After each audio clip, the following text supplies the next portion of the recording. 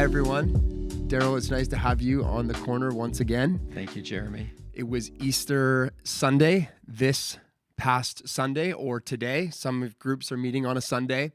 And so we're going to talk a bit about Easter Sunday, the first Easter Sunday, and invite you to reflect on it and on the text that Daryl taught on. But before we do that, I have a couple of announcements for everyone. The first is we've started doing monthly worship and prayer evenings. And the next one is happening April 23rd, this Wednesday evening. And so the information for that is on our website, but we would love to have you join us. It's at our North Vancouver location. And these times have been really special, for about an hour and a half of taking time to worship and taking time to pray together. The second announcement is that Alpha is starting. And perhaps there's some of you who are in the room, in a room at one of our small groups tonight, and you are newer to church. Maybe this is your first time to small group. Alpha is an environment where there's a meal served, and then the possibility of bringing questions that you may have about the Christian faith to others, and having good conversation around those things where someone's not preaching at you, but there's conversation, ability to dialogue around questions you might have, thoughts you might have. And we love Alpha. It's been a big part of our church since we started. And so there's a launch party happening for it downtown Vancouver on April 24th, Thursday night. And then Alphas get started in our two locations downtown and at our North Vancouver site the following Thursday. So you're invited, and you could just ask someone in the small group, one of the leaders afterwards if you want, if you're interested in joining, and they can set you up to be at Alpha. We'd love to have you. And with that said, Daryl, can you invite us into what you invited all of us into in this text on Easter? Okay, very good.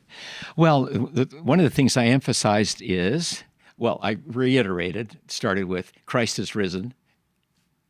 He's risen indeed. Very good. Christ Church is kid. alive. He's alive indeed. He's alive indeed. I added to the liturgy. Okay. Yeah. So what I emphasize is that because he is risen, he is the living Jesus. In fact, one New Testament theologian says, the question you want to ask somebody is, do you believe he is living? And I thought about that. You can believe he's risen, and of course he's living then if he's risen, but is he the living Jesus? Right. And that's what's grabbed me this Easter. And I wished I'd heard you talking about hope in the living Jesus in your sermon. Yeah. So because he's living, then there's all kinds of implications. And the one that I focused on is he can therefore be present whenever we meet. He can fulfill his promise. Where two or more are gathered together in my name, there I am in your midst. Yes. And that's what's grabbed me the most. There I am in your midst. So the passage that I was led to was then the passage that takes place, about the event that takes place on Easter evening. And that's why it was fun to preach at the evening service, Fairview. Because it really fit the right time. It was the evening. And John then tells that story when it's the evening of the first day. The disciples are gathered together, probably in the upper room, same place where Jesus had washed their feet and taught them all kinds of things before, where he had prayed for them, John 17. They're in that room behind closed doors. Yes. Out They're of afraid. fear. And out of fear that they're going to get in trouble just like their Lord did. And Jesus suddenly shows up. And John then tells us what Jesus did that night. And what I'm suggesting is that John tells this story. He had all kinds of stories he could have told.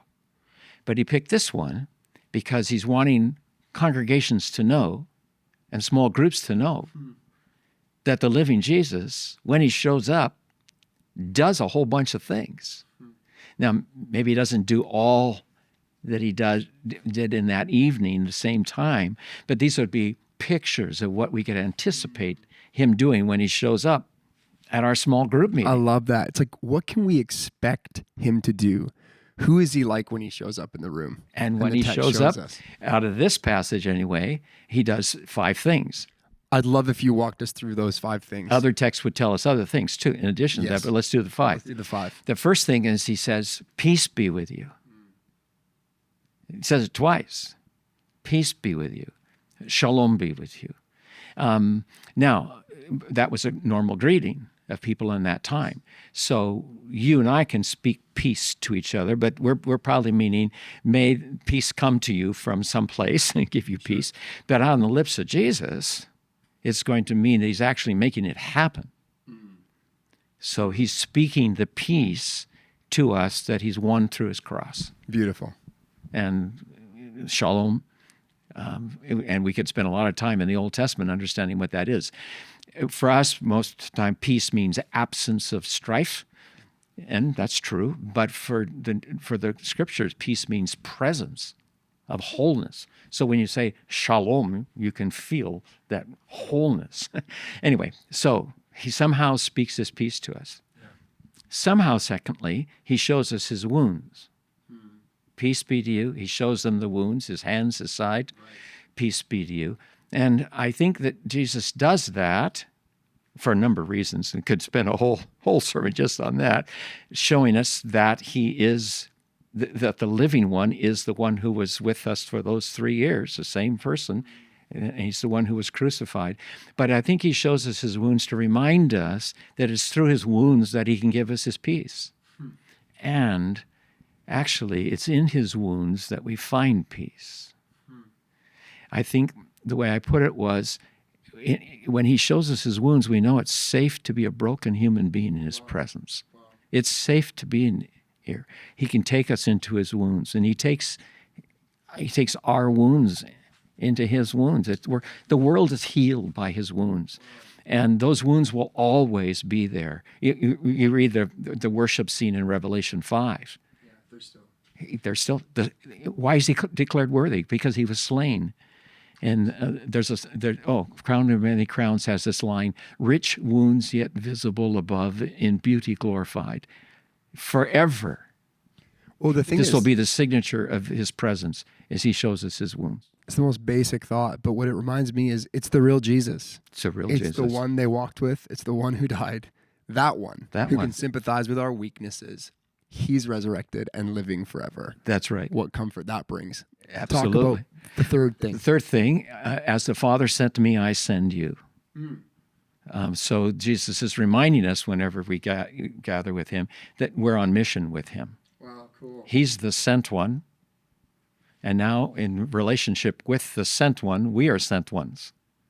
The way I put it was, you hang around, Jesus is holy. You hang around Jesus long enough, you become holy. Jesus is merciful. Hang around long enough, you become merciful. Yeah. Hang around Jesus, the sent one, and you find yourself being sent. Yeah. So Jesus shows up at our meetings to bless us, but also we're going to get sent. I love it. Which then leads to the fourth thing. He then breathes the Holy Spirit upon us. Well, because we can't do mission without him. Right. But he breathes the Spirit upon us. And that word breathe would be the one that we hang on to.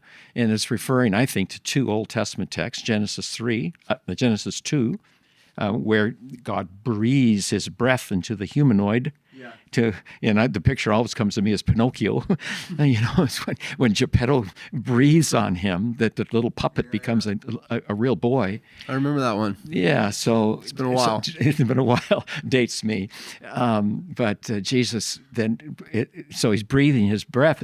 I think it's a way of Jesus saying, "This is the first day of the new creation."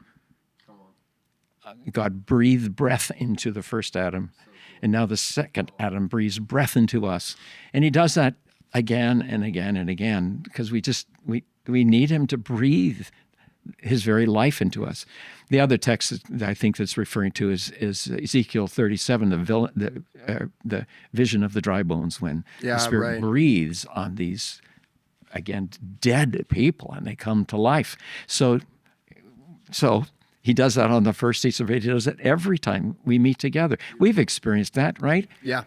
He comes and he breathes, and you go, I had a crummy day before I came. Yeah. New hope, new life, freedom. Yeah. Yeah. And then in light of that, the fifth thing is powerful, and it should have been a sermon by itself. In fact, all of these should have been sermons by themselves. But he says, if you forgive the sins of any, they're forgiven. And if you retain the sins of any, they're retained. I mean, powerful. Giving us the privilege to announce forgiveness of sin. Whoa. I get to say to you, Jeremy, your sins are forgiven. I mean, would you agree with me that that's one of the words that people in our day are longing to hear, that we're forgiven? Yeah. And so powerful, Easter means, being Easter people means that we've been breathed into, and we have the very life of Christ in us. And then he enables us to then to say to other people, I forgive you. Lewis Smedes has this great line, to forgive is to set a prisoner free. And now we get to do that. We get to speak to people, you're forgiven, or I forgive you. And then Smedes continues that, you know it, to forgive is to set a prisoner free and discover you were the prisoner.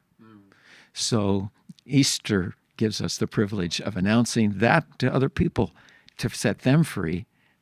And in the process, we're set free, and we then enter into that peace that he speaks to us that comes only out of his wounds. So when he shows up, he does wonderful things. He does wonderful. Thank you very much for walking us through that. That's a real gift and just an invitation for us tonight. So small group this evening or this afternoon is going to be a little different than usual. But what you're going to do is reflect either in smaller groups than what you're in or all together. Of those 5 things that Jesus does in that first room, what would you love to experience the living Jesus do in you this day? And then your small group pastors and the team are going to conduct a time. It'll look a little bit different in each small group, but to pray or create space to meet with Jesus. And I do love that thought. Him in that room. You mentioned Fairview. It's a cool moment to go, oh, he was in a room on Easter evening. But for all of us to have imagination that he's alive right now, he's present amongst us, he's present amongst you where you are, he's able to do wonderful things. And so to acknowledge what we need from him, and then to create space to pray and to wait on him, and just believe that God will bring, by the power of his Spirit, freedom and hope and encouragement, give you peace. Maybe you will hear someone speak forgiveness over you and feel the weight of shame lifted off. But we're believing that together in small groups all across the city, we'll encounter the living Jesus this day, this Easter week. And so thank you so much for inviting us into that. And we love you all. We'll talk soon. Bless you.